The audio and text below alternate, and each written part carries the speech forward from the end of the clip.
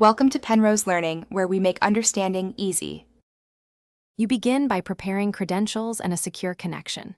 First, sign into your Google account. This grants access across services. Once signed in, make sure the browser is updated so features load correctly. If you use multiple accounts, pick the one you want for documents. This prevents creating files in the wrong profile.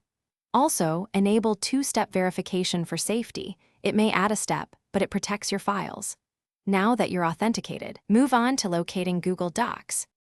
Next, navigate the Google interface to reach Docs. From your signed-in account, open the app's grid or launcher. Docs appears among the icons, so click it. Alternatively, open Drive, hit New, and choose Google Docs. This creates a file in Drive for easy organization. Once the Docs editor loads, decide whether to start blank or use a template.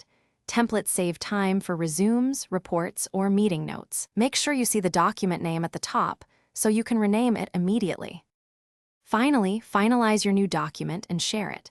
Rename the file to something clear so you can find it later. Google Docs auto-saves, but confirm the status indicator reads saved. To collaborate, click Share and set permissions.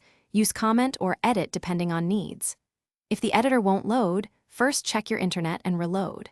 If problems persist, clear the browser cache or open an incognito window to rule out extensions. That usually resolves common access issues. Once fixed, continue editing. Thanks for watching. If this was helpful, leave a like and consider subscribing. See you next time.